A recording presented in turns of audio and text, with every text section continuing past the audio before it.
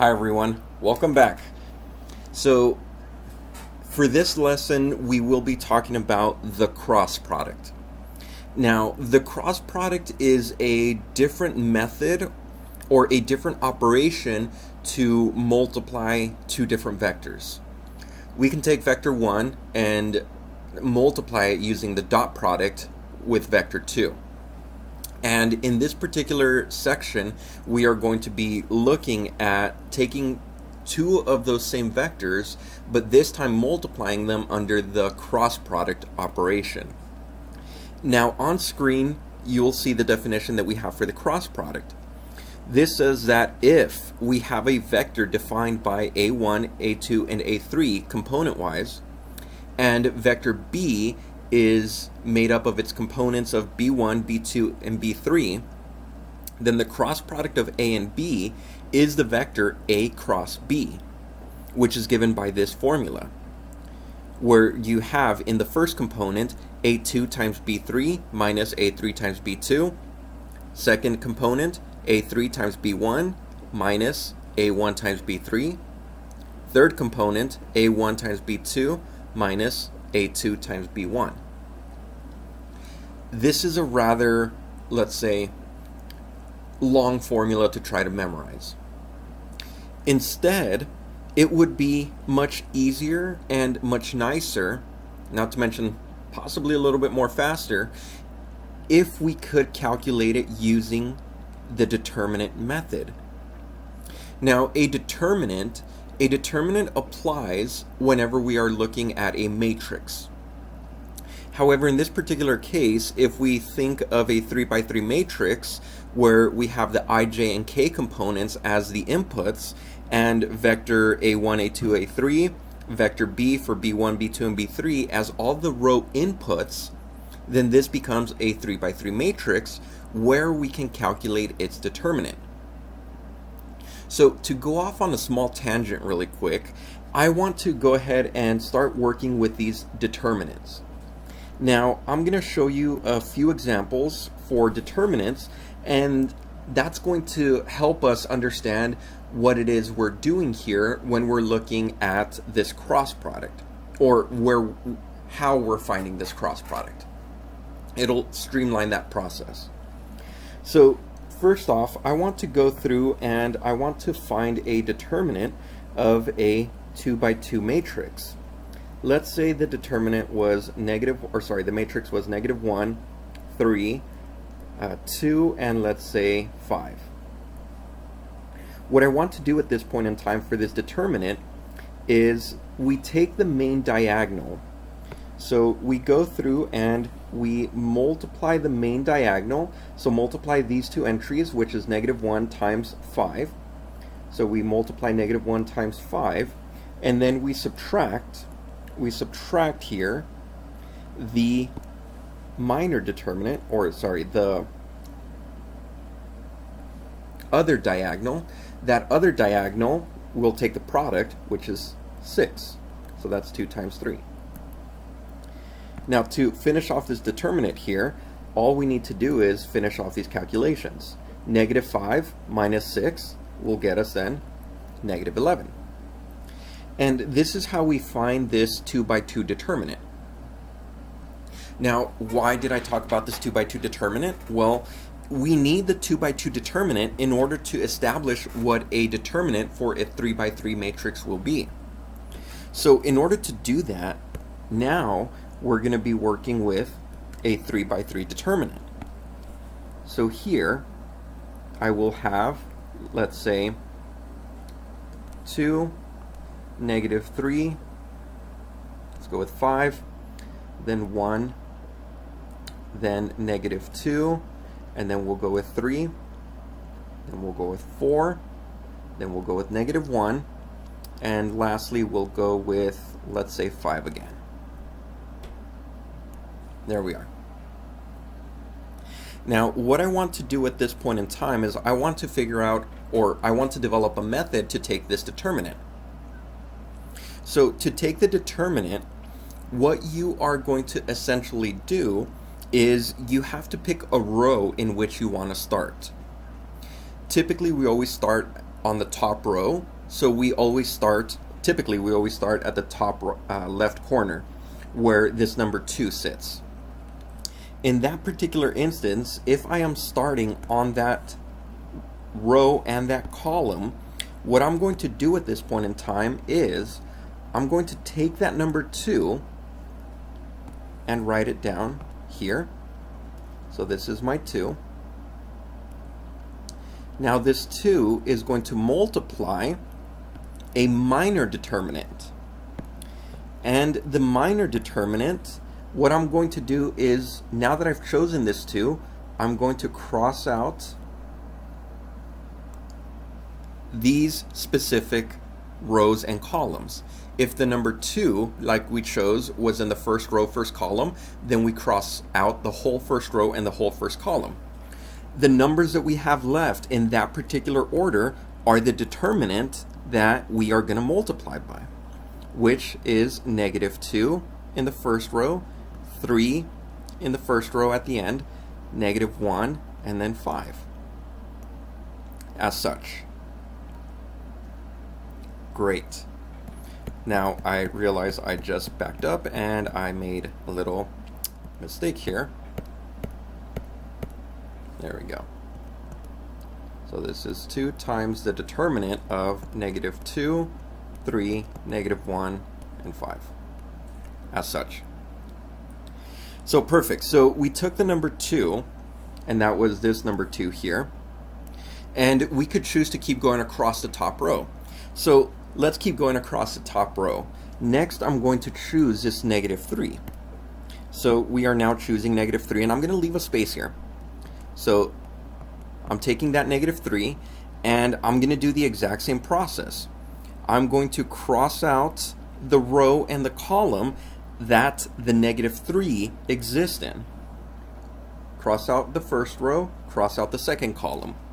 The numbers that then remain are the numbers for the minor determinant that we will be inserting here.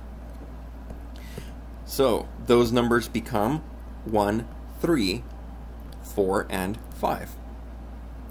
And then finally we go to the very last number that we need on the first row, which is at number 5.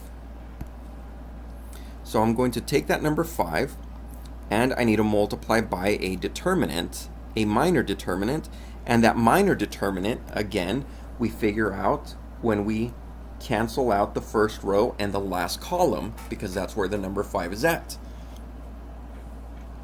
The remainder of the numbers are the numbers for this minor determinant. So I get 1, -2, 4, and -1. Great.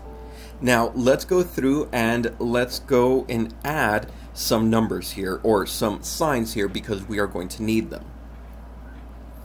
Now notice from the first minor determinant to the second minor determinant, I left this space here blank. Same thing for here, for the last minor determinant from the second minor determinant, I left that blank. The reason for that is because this has specific signs, and these are the signs that go with it. The signs here for a determinant, I'm going to write them down below. Top left corner is always positive, and then after that it alternates. Positive, negative, positive, negative, positive, negative, positive, negative, and then positive again. This means that if I chose the first number, top left corner, then I need to add it. So adding a plus in front of it does nothing to us, and that's why I left it blank, or that's why I didn't write anything there. However, when I choose the second term, which is in the second position on the first row, this determinant for the checkerboard pattern is telling me that I need to counter it with a negative. And that's exactly what I'm going to do here. It means that I'm subtracting. And then finally, the last number 5 was on that top row, so I choose the position that it's in, which says to add.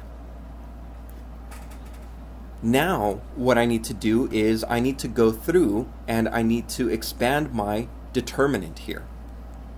So let's go through and let's finish expanding that determinant. And make sure that this is separate. There we go. So for the first determinant here, the first minor determinant, that's going to be the number 2 multiplied by the product of the main row, which was negative 2 times 5, that's negative 10, and then subtract out the product of the minor row, so that's going to be plus 3. And remember, we're subtracting, so negative 1 times 3 is negative 3. However, we're subtracting negative 3, which becomes positive 3. Negative times a negative here for the second term now becomes positive 3. We're going to multiply the main diagonal, that's 5, minus the minor diagonal, which is 12, plus the 5 multiplied by the product of the main diagonal, negative 1, subtract out the product of the minor diagonal. 4 times negative 2 is negative 8. However, we're subtracting that, so it becomes plus 8. All I have to do now is some algebra, or some arithmetic here.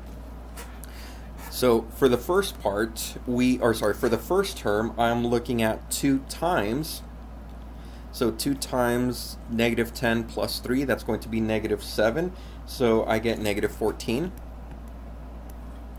For the next one, I get 3 times 5 minus 12, that should be negative 7.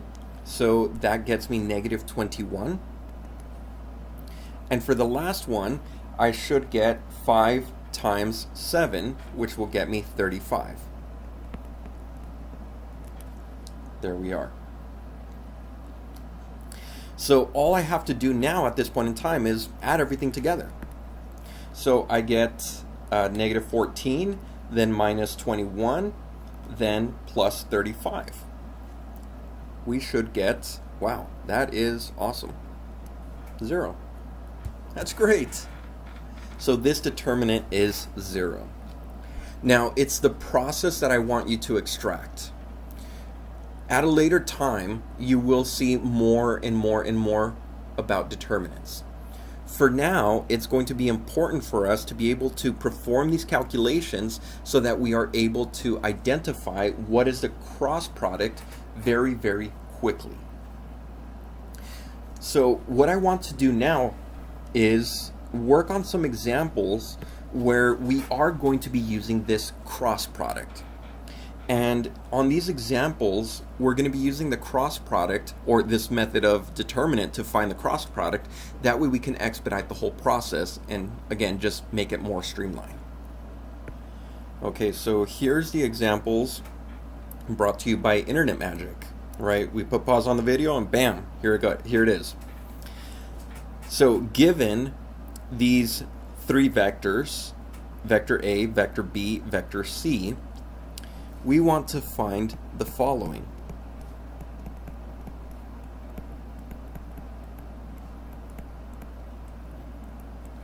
Part A, we want to find A cross B. Part B, we want to find B cross A. And then part C, we want to find B cross C.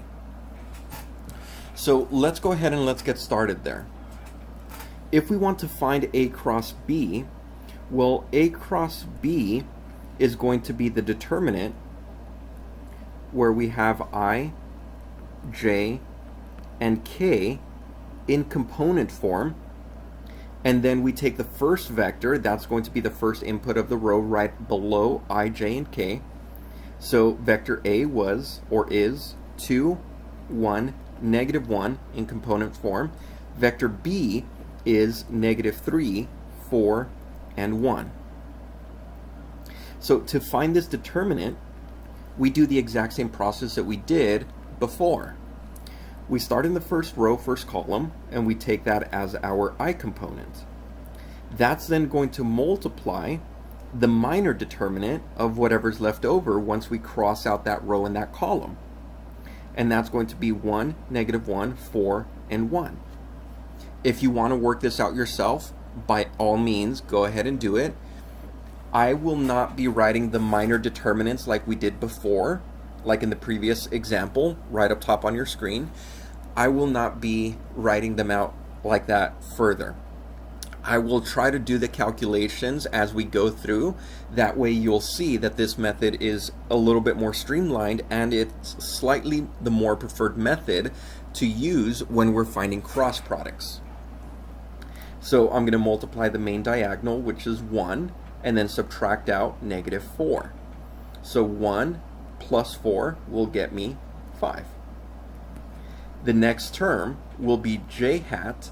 However, since j hat is in the second position here for the second row, for the second column, first row, I need to subtract j hat. So subtracting j hat here, I'm going to multiply now the main diagonal, 2 times 1. So that's going to be 2 times 1 minus -3 times -1. -3 times -1 just gets us 3, so this is going to be 2 minus 3. So 2 minus 3 gets us -1. There we are. K component. For the K component, we're going to take, again, cross out the row, cross out the column, column then row. Whatever's left over, that minor determinant, we multiply the main diagonal. That's 8. 8 minus -3, so that's going to be 11.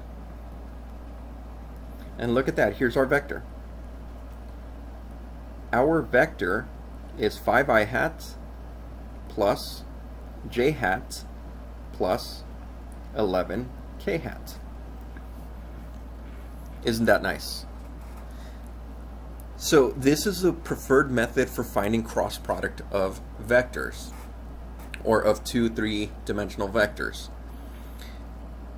Let's go ahead and let's give a try for B cross A. Now you might be saying, well, why are we going to do B cross A? Well, think about it this way. We're doing things for a reason, and you'll see the reason once you attempt this problem. So I want you to attempt the problem, give it your best shot, and I'm going to put pause on the video. Once I unpause it, I will give you the answer for part B. So please attempt it on your own. So here's your answer. Your answer is -5i minus j minus 11k hat. Now it looks very, very familiar to the answer that we previously got in part A. However, it's not exactly the same. And therein lies the issue. It is not the same. So when you take A cross B and you find that cross product, it will never be the same as B cross A, or it will not be the same as B cross A. So therein lies our first issue with the cross product, in identifying that the cross product is not commutative. So again, the cross product is not commutative. This is one of the first instances that we see in our typical algebra arguments that we came across an operation where it is not commutative. It's crazy. It's okay. It's a crazy world we live in, and that's math. So finding the cross product for the last example, B cross C. Again, I want this I, J, and K components. I want to take the determinant here. Let's go with vector B, because that's given to me first. This is going to be -3, 4, 1. Vector C is going to be 1, -4/3, and then -1/3. Okay, let's go ahead and let's start taking its determinant. So we got I hat. There's I hat. I am going to multiply my main diagonal, so I will get -4/3, -4/3, and then I am going to subtract out -4/3. So -4/3 plus 4/3 will get us 0. Interesting. J hat. Coming over on J hat. I'm subtracting out J hat because it's the second element on that second row. second column, multiply the main diagonal, negative 3 times negative 1/3. That's going to get us 1. Subtract out the minor diagonal, which is 1. So that gets us 1 minus 1, 0. Plus k hat here, negative 3 times negative 4/3 will then get us positive 4. Subtract out the minor diagonal, which is 4, which once again gets us 0. So for this determinant, we actually got the vector, which is comprised of 0, 0, 0. That is highly sus. Excuse me. I'm trying to stay current in my street lingo. Yeah, that's probably way gone by now, but it's okay. Try to stay relevant. Okay, so here we go. Why did this determinant come out to be 0? Or better yet, why did this cross product come out to be 0? Well, the answer to that is actually in the vectors themselves. Let's look at this. Let's look at part C a little bit more clearly. B cross C. So, I'm going to take vector B. Here we go. Vector B is negative 3, 4, and 1. I'm going to cross it with vector C, which is 1, negative 4/3, negative 1/3. Notice, I've crafted these vectors very, very carefully, in the sense that I can factor out a certain factor, a certain GCF, from vector C. In other words, vector C has a scalar embedded in it. Identify the scalar and you win the grand prize, which is knowing what that scalar is. The scalar here is negative 1/3. Well, if you factor out a negative 1/3 from 1, then you naturally just get negative 3. Factor out a negative 1/3 from negative 4/3, you get 4. Factor out a negative 1/3 from negative 1/3, and you're left with 1. Look at these two vectors now, B and C. Can you now observe what is the likeness that they have? They share something in common. Well, we can see from here that vector C is just a scalar multiple of vector B. In other words, they have the exact same direction.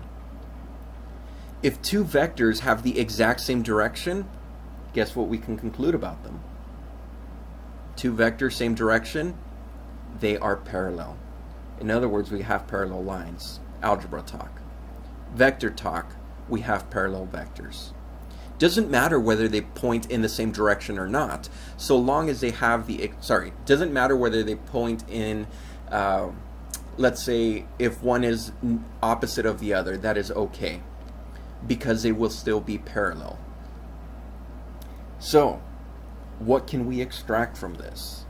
The main extraction from this is this, that two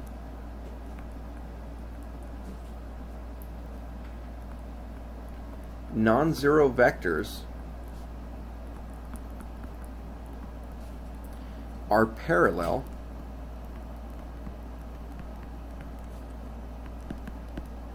if and only if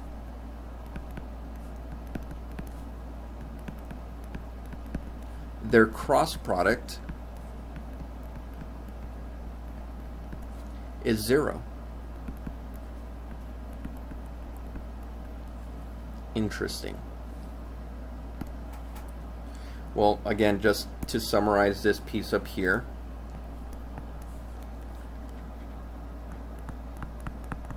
vector C is a scalar multiple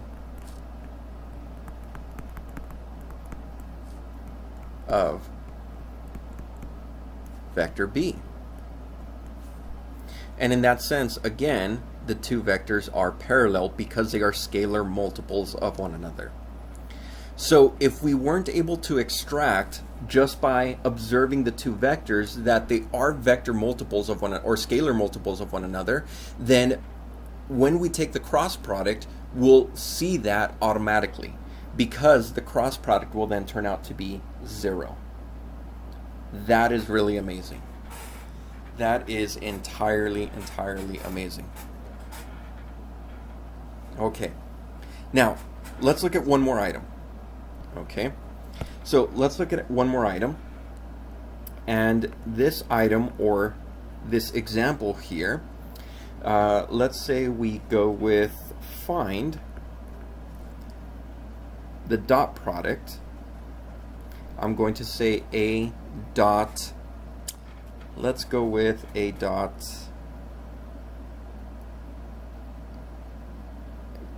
v, where a is the vector given in the previous example, which is 2, 1, -1, and vector v is this vector that we found. Let's go with vector a, which is going to be 5, or sorry, vector for part A, 5, 1, and 11. So I want to find now the dot product here. So now tap into your previous section, that material that we covered, finding the dot product now, a dot v, we're going to go ahead and multiply the respective components and then add all those products. So 2 times 5, that gets me 10, plus 1 times 1, which is 1, times -1 times 11. So -1 times 11 gets us -11, which means we get 0. But what does that mean for us then?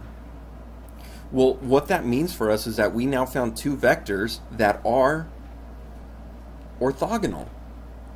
So this actually gets us a really good, or a really interesting implication here.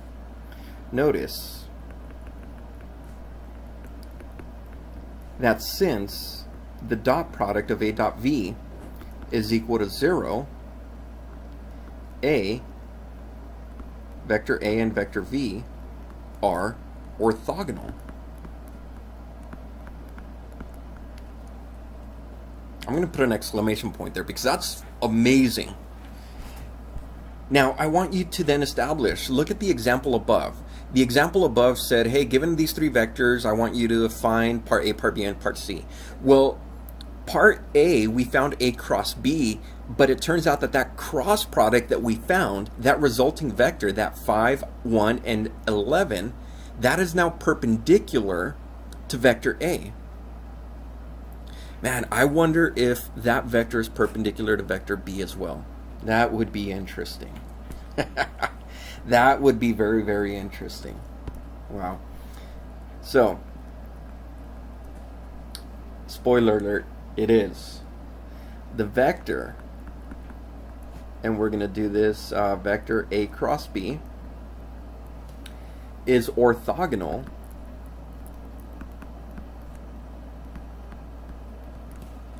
to both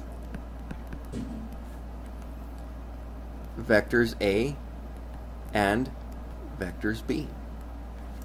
Check that out. That is really, really amazing right there. The cross product that we find of the two individual vectors will be perpendicular to the other vectors. Now, that should kind of stand out because we kind of discussed that just a little bit, but not in depth when we were talking about the standard unit basis vectors, or as I call them, the unit basis vectors. Now, standard basis vectors, or the unit vectors, they were I hat, j hat, k hat. These were the three vectors that are orthogonal to one another. That means that if you take I hat cross j hat, then you get k hat. If you take k hat cross j hat, then you get I hat, and vice versa. It's just a vicious cycle, and they keep on repeating over and over and over. That in itself is pretty amazing. Now, why are we concerned with that, or why do we want to know about that? Well, here's one thing that we have to observe.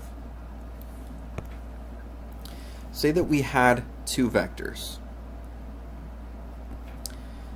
Call one vector vector A. Oops. So here's one vector. We're going to call this vector A. And say we had another vector. Call that vector B. Now the lengths for these vectors don't have to be the same, so that's fine.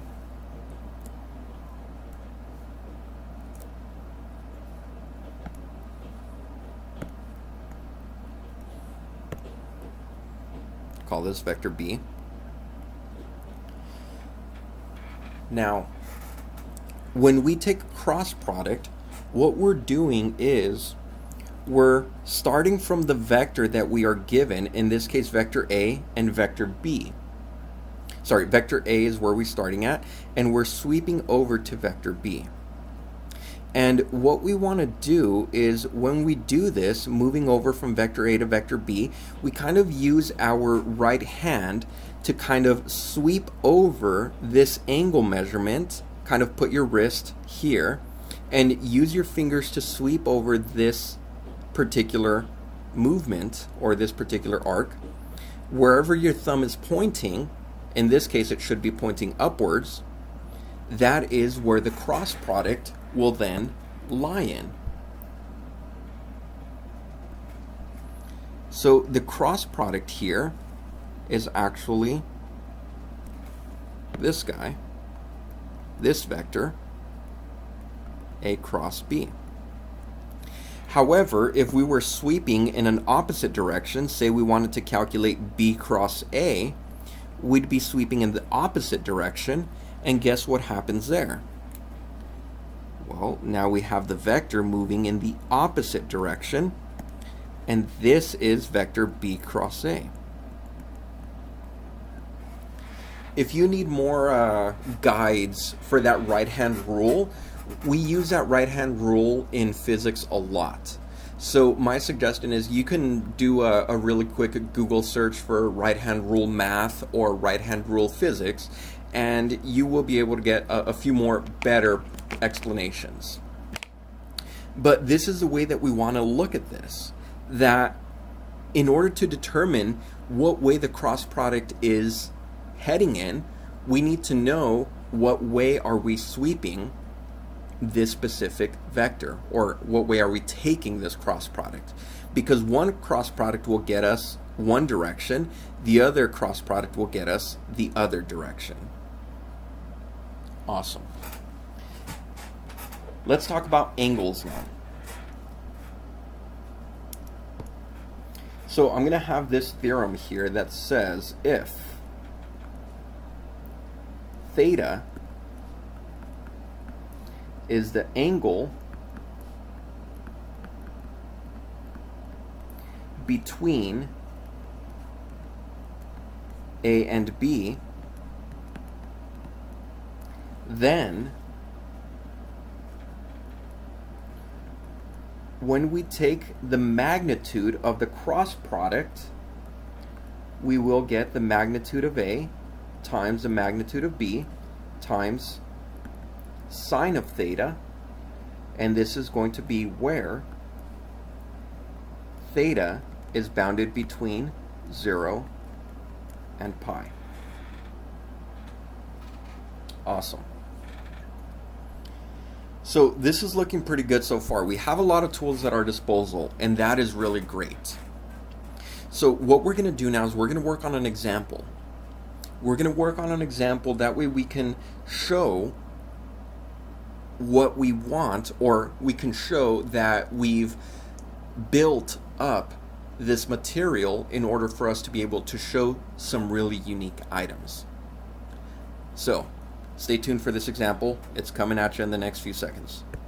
So here's the example.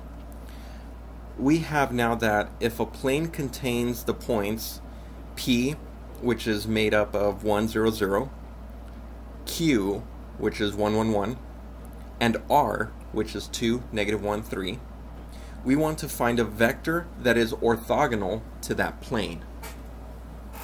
So that's interesting now, because we are now given 3 points that contain, or that are contained in a plane, and we now want to find a vector that is orthogonal to that plane. So what we can do, because we have 3 different points, now what I'm going to do here really quickly is I'm just going to put 3 random points here. So let's say I have 1 point, and let's say another point here. For the sake of argument, let's say this was point P, this was point Q, and then point R. So starting from the bottom left, it's P, then moving clockwise, it's going to be Q, and then R. Notice that we could set a vertex on one of these points and shoot 2 different vectors. Now, the vertex is completely up to us. We could set a vertex at R and have 2 vectors going out from R, or we could set the vertex at Q and have 2 vectors shooting out from Q, or we can do the same thing for P.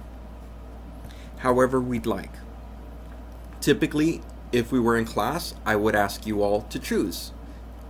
However, we're not in class, and I believe I want to go with Q. So I'm going to start this, and I'm going to go with vector Q as my vertex. So in order to do this, I'm going to do my vectors here. So I'm centering my vector, sorry, not centering. I am making point Q my vertex, and I'm going to denote these vectors. So vector that is going from Q to P, I'm going to call that vector A, and vector moving from Q to R, I am going to call that vector B. So here we go. Vector A is made from point Q to point P. So it starts at Q and it goes to P. That's going to be my vector. Well, according to the work that we did back in section 12.2, we learned that we can find the vector A that starts at P and ends at Q simply by taking the coordinates and subtracting and taking the subtraction of ending minus beginning. So the ending point is P, and we're going to subtract out Q.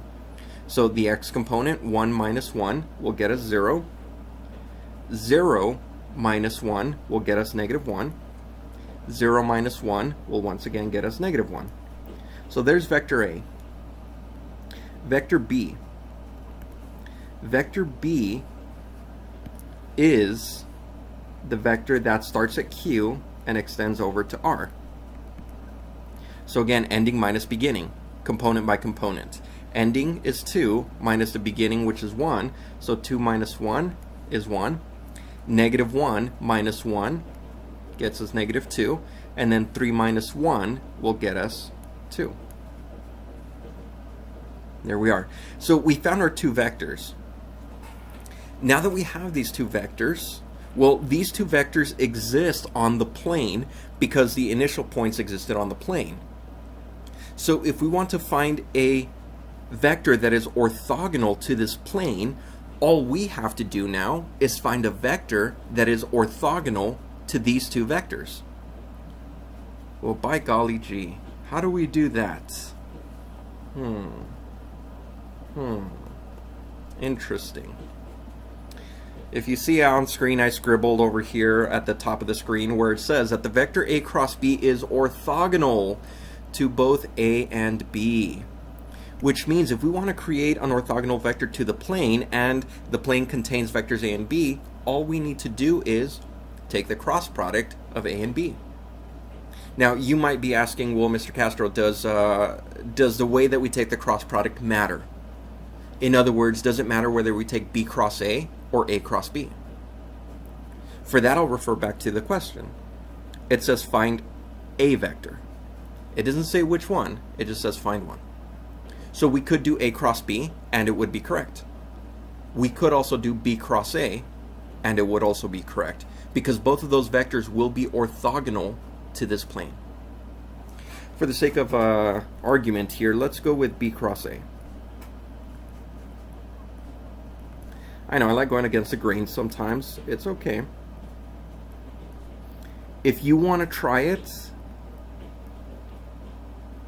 by doing A cross B, that's completely fine. You're just going to get the opposite version of the vector that we get, or that I get. So B cross A, here we go.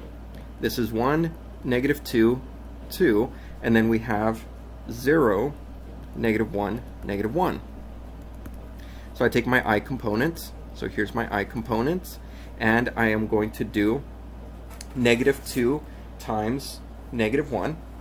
So -2 times -1, that's +2. Then I'm going to subtract out the product of the minor row, which is going to be +2, which means I will get 4. Subtract out the j component, subtracting out the j component, so this is going to be 1 times -1, that's -1, and then 0 times 2, that's going to get me 0. So in this case, I just get -1, plus the k component, which will now get me -1 times 0, so that's going to get me -1. There we are. Which means my orthogonal vector to this plane is the vector 4 in the I component, 1 in the j component, -1 in the k component. Let's summarize. The orthogonal, or the vector,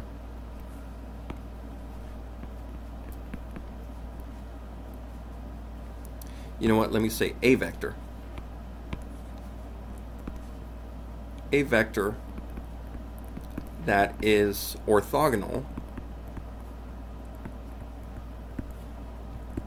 to the plane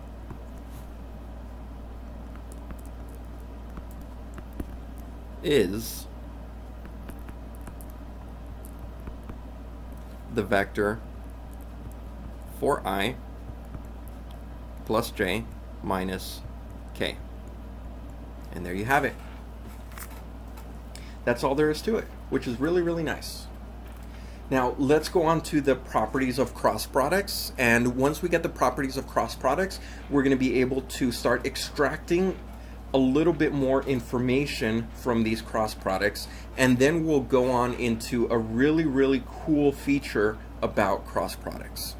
So again, by internet magic, the properties of cross products will appear in 3, 2, 1. Look at that, awesome. So, properties of the cross product.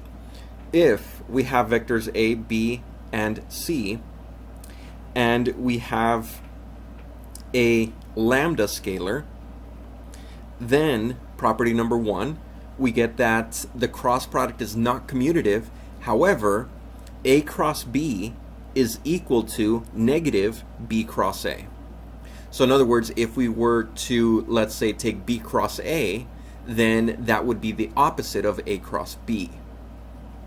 Number 2, the scalar multiplied by a vector A, and then we take the cross product with B, it's the same as if we were to factor out that scalar and take the cross product of the vectors individually. I like that property a lot. That property is definitely going to help us in chapter 13 a lot, because if we can find a scalar to factor, then it'll make taking cross products a whole lot easier. Number 3.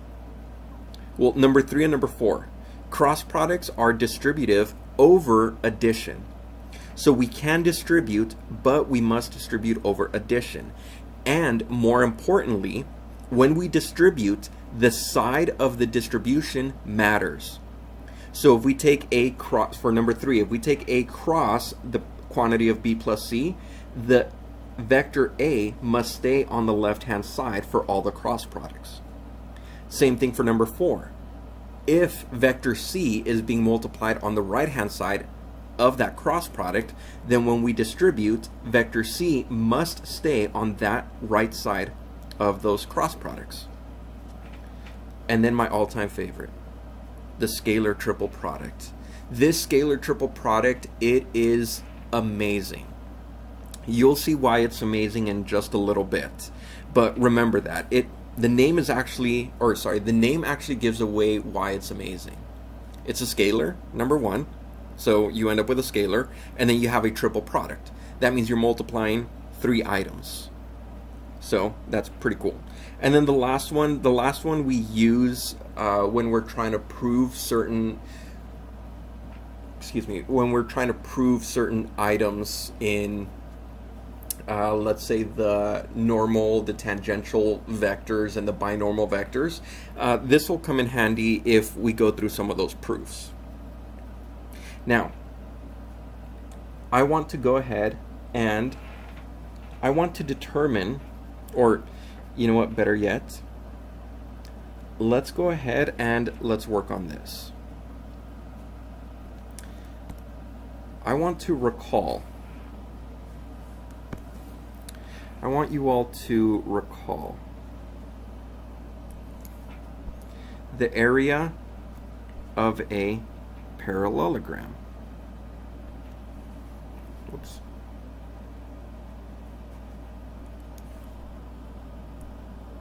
Oh no. Sorry guys. Or sorry ladies and gents.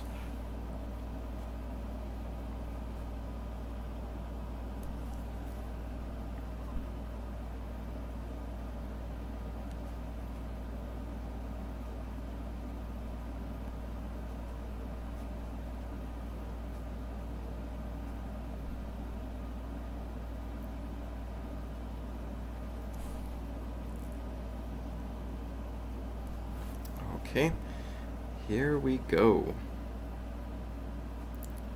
So we want to find this area of this parallelogram. Now we should remember how to do this from an algebra course or from geometry. How to find the area of this parallelogram.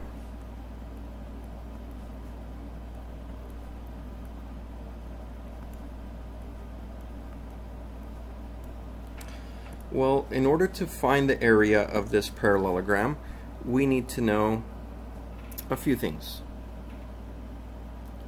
Number one, we need to know what is the height of this parallelogram. In other words, from one of the parallel sides to the other parallel side, what is that height? Well, as soon as we find that, that's going to be h. Next item is that we need to know one of the bases. So we need to identify a base for this parallelogram. Now, the height, whatever height that's perpendicular to, it can always be interpreted as the base. I will choose the base for this bottom part. So in order for me to find the area of this parallelogram, the area needs to be base times height. Okay, that's not too bad. That's actually fairly straightforward. I like that.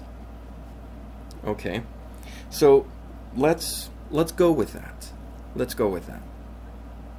What I'm going to do now is I'm going to start creating some vectors.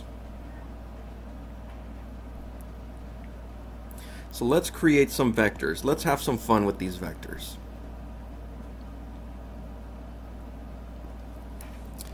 Here we go.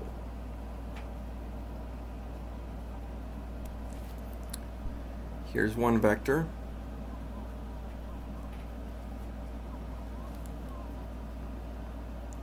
And here's another vector.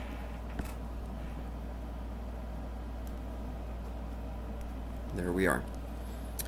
So once I have these vectors, you could call the different vectors whatever you want. We'll call one u, and we'll call the other one v. There we go. And what I'm going to do is I'm going to take vector v, and I am going to position it where vector u begins. I am also going to position that vector where vector u ends.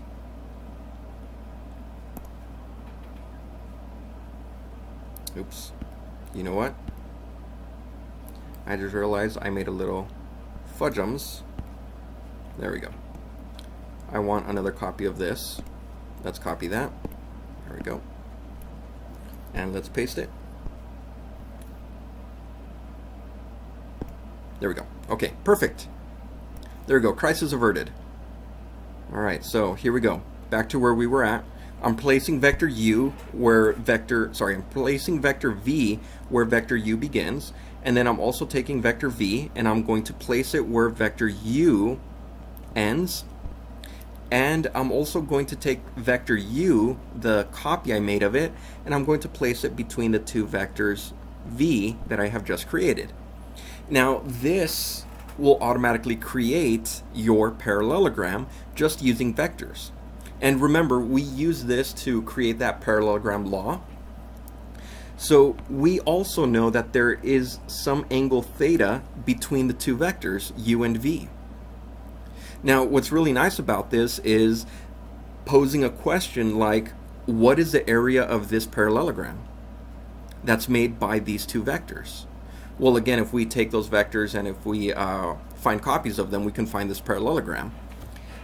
However, by the previous work that we did, we know that all we need to know is what is the base and what is the height. So that's what we need to work on right now. We need to find a base and we need to find a height. So let's go ahead and let's start working with that. I want a base. Here we go. So I'm going to calculate a height. Here's h. That's my height. The height, the distance from one parallelogram, from one side of the parallelogram to the other side of the parallelogram that's parallel to it. Awesome. Now, what I'm going to do is I can go through and I can use trigonometry here. Notice that the vector containing v and this red line, that's the height, makes a right triangle with vector u, and that triangle contains theta. So what can I do? Well, let's look at this. If I take sine of theta is the opposite side, which is the height, that's a measurement, divided by its hypotenuse. The hypotenuse is vector v. However, vector v isn't an actual numerical quantity, it's a vector, which means I need the magnitude of the vector, so I'm going to take the magnitude of vector v. In other words, can we find a representation for h? Yes, we can. It's magnitude of vector v multiplied by sine of theta. Awesome. So back to that area question. Area is base times height, and that's what we're looking for here. We want this area. So if that's going to be the area, well, what's the base that we have? Well, the base has to be one of these parallel sides. So the base needs to be a numerical measurement, not a vector. So if the vector of the base is u, then that means we must have the magnitude of u as our base. So that's the magnitude of u. That's the base. What's the height? Well, the height's h, but what did we find h to be? Yeah, we found h to be v times sine of theta. And again, this was the base, and the magnitude of v times sine theta is the height. That's awesome. So I want you to now keep that in mind. The area here is the magnitude of u times the magnitude of v times sine of theta for this parallelogram that we made that's made up of these two vectors. Now what I'm doing now is scrolling up because I want to see what is something that stands out to me that we worked on previously. Decisions.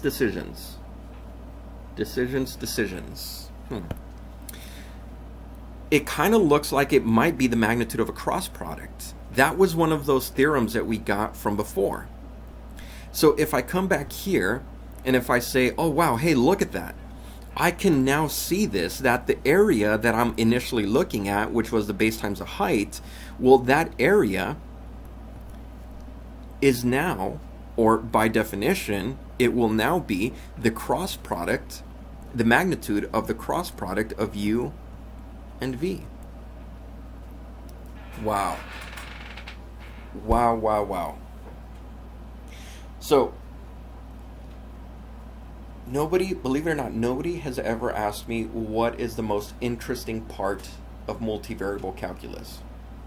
And some people might say double integrals, triple integrals, Stokes theorems, divergence theorem. They might give you any one of those more complicated, elegant results. Not me.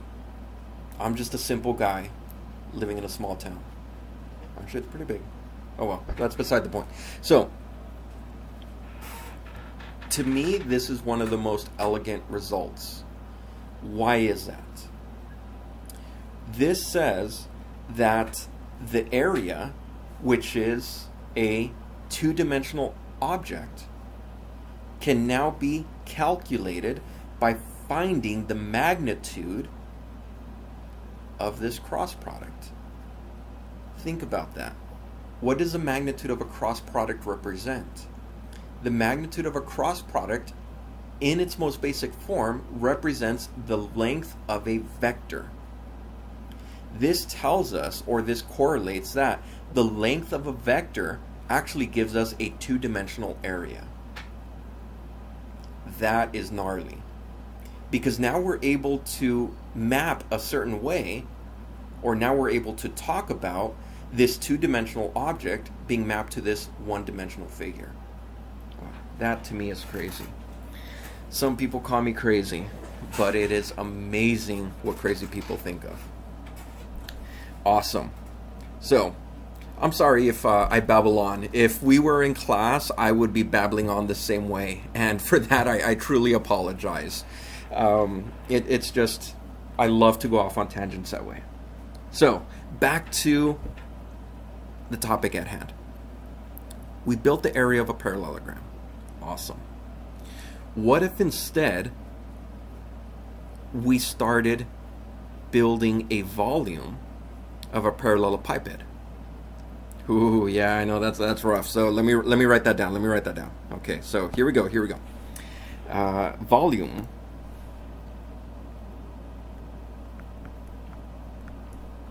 of a parallelepiped, and I always got to look for this specific. Gosh, what am I thinking of? This specific wording as to how we want to word this. Parallelepiped. I always forget the actual spelling of it. There it goes. Parallelepiped. There we go. Volume of a parallelepiped. Interesting. So this parallelepiped is, I want you to try to visualize this three-dimensional parallelogram. So imagine that you have this three-dimensional box. You hold the base steady and you push it in order for all of the sides to then be parallel to one another. So that's actually really cool to see, and we're going to be extracting it here. Okay, and we're going to be working with it with these vectors that we just found and see what we can extract. So what I'm going to do here is I'm actually going to use this exact same drawing. Let's copy that over. Here we go. Perfect. And what I'm going to do is I'm going to say that we're going to have a new vector here. All right, so we're going to have a new vector. We're adding in this new vector, and this new vector is going to be, I don't know, let's call it vector, we got UV, let's go with vector W.